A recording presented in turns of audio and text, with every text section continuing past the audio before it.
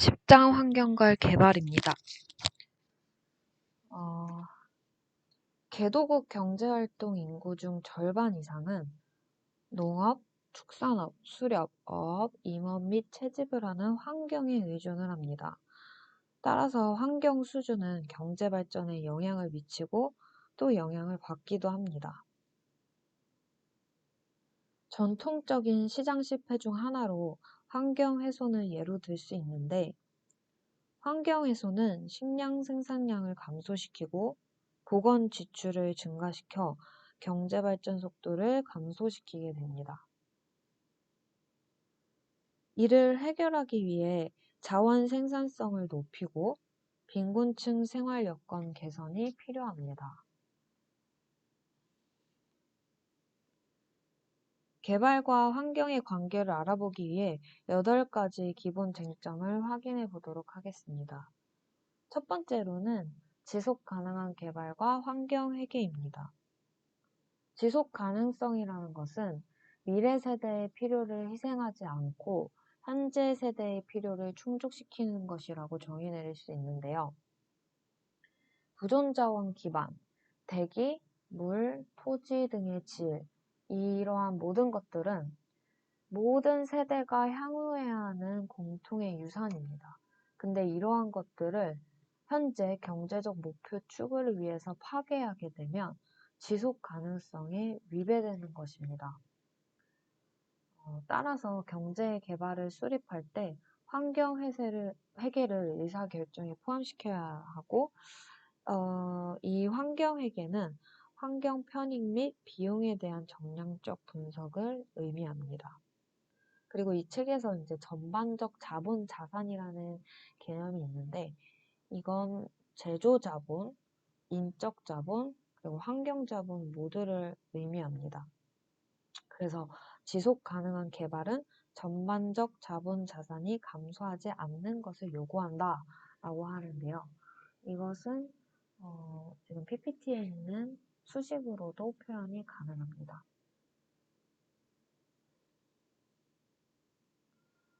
세계적으로 인구는 점점 증가하고 그리고 소비 수준도 점점 증가하는 것을 감안할 때 지속 가능한 개발을 실현하는 것은 매우 중대한 과제라는 것을 알 수 있습니다.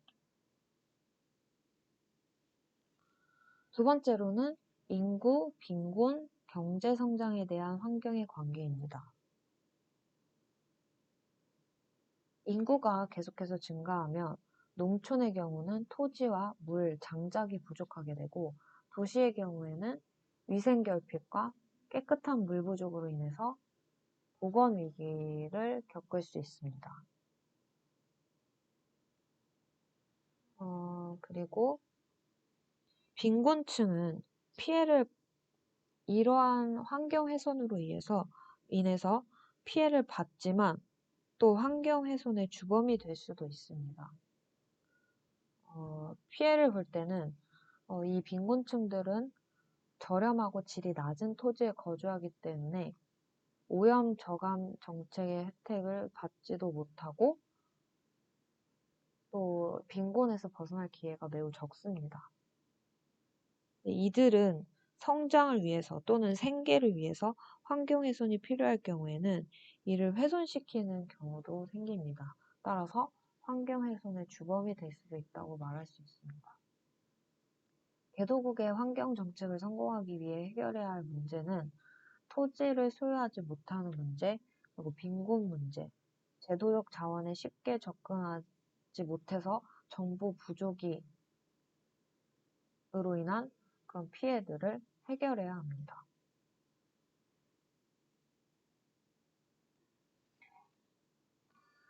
쿠즈네츠 곡선을 인용하자면 소득이 증가하면서 사회는 환경 보호를 위해 비용을 지불할 수단과 의사를 갖게 돼서 환경 문제들은 개선된다 라는 것인데, 이는 평균적인 상황이지 국가마다 상황은 모두 다를 수 있습니다. 또한 정치적 과정에 의존하게 되며 효과적인 환경 규제는 오염도 곡선을 하향시킬 수 있습니다. 즉, 오염도를 낮춰 긍정적인 효과를 내기도 합니다. 세 번째는 환경과 농촌 및 도시 발전입니다. 농촌 개발과 환경은 개도국의 식량 생산 증가를 위해 농업의 대부분을 담당하고 있는 여성을 위한 환경 프로그램이 필요하다고 언급하고 있고요. 도시는 인구 증가로 인한 보건상의 위험, 교통혼잡, 차량 및 산업 배기가스, 실내 난방 장치, 또 도시 과밀들의 문제로 환경 비용이 증가하고 또 이로 인해서 건강을 위협받은 근로자들은 생산성이 저하되는 등 한계 환경 비용을 증가시키게 됩니다. 예외적으로는 온실가스 배출량은 다른 지역보다 낮게 나타나는데 이는 아마도 도시에서 집약적 에너지 사용이 가능하기 때문일 것입니다. 네 번째로는 지구 환경과 경제입니다. 저소득 국가가 생산과 환경 개선 사이에 적절한 선택을 하기 위한 도움이 필요하며 선진국들은 저소득 국가의 보건 적응에 필요한 자금을 조성하는 일에 앞장서야 합니다. 또 이에 맞춰서 개도국들도 지구온난화를 방지하기 위한 역할을 수행해야 할 것입니다. 다섯 번째는 농촌 빈곤층의 빈곤 탈출을 위해서 빈곤층을 위한 통치, 그리고 여성에게 권한을 부여하는 등 빈곤을 감소시키려는 지역적 노력이 필요합니다. 여섯 번째는 국내 요인에 의한 환경훼손의 범주인데 빈곤에 의해서 발생하는 환경 문제는 보건상의 위험, 그리고 유기물 연료를 이용하는 난로로 인해서 실내 공기 오염, 산림 황폐화, 취약한 토지에 집약된 경작의 증가로 토질 저하, 생산성이 손실되는 환경 문제가 발생합니다. 도시의 경우는 다른 종류의 대기오염 물질의 위협인데 공장이나 자동차의 배기가스로 인한 대기오염 물질의 환경 문제가 발생합니다. 일곱 번째는 농촌 개발과 환경인데요. 농촌 빈곤과 환경 훼손의 상호작용의 예를 사하라 이남 아프리카와 남미의 아마존 근처의 정착촌에서 찾을 수 있는데 사하라 이남 아프리카는 조리를 위한 땔감이 필요해서 남은 나무들을 베고 또 한개 토지를 경작하게 되면 표토가 점점 상실해서 결국은 사막화를 일으키게 됩니다. 남미의 경우는 공공재 정착 프로그램이라고 해서 토지 개간을 통해 정착민들에게 재산권을 부여해주는 프로그램이었는데 이것은 도시의 과밀함을 해소하고 또 이촌향도 이주 현상을 막기 위한 것이었습니다. 하지만 일시적인 해결책일 뿐이었고 일정 기간이 지나면 토지의 생산성이 다시 급격히 저하돼서 정착민들은 결국에는 또다시 한계 농지에 위치하게 되었습니다. 마지막으로 마을의 환경 악화인데요. 농촌 환경 파괴의 원인과 결과에 대해서 정리를 해 놓았습니다.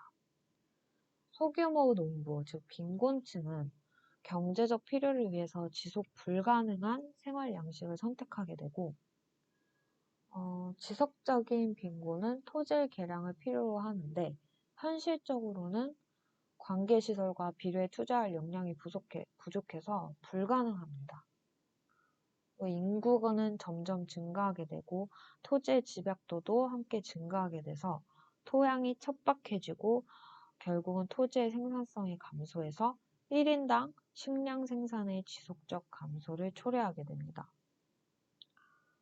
조리를 위한 연료가 필요해서 산림 벌채를 행하게 되는데 이렇게 되면 수목 파괴가 되고 이는 또 질병의 확산을 촉진하거나 지하수를 머금을 수 있는 수목이 파괴되기 때문에 지하수가 감소하게 되고 또 홍수나 가뭄 등이 잦은 홍수와 가뭄이 작게 발생하는 결과를 가져오게 됩니다.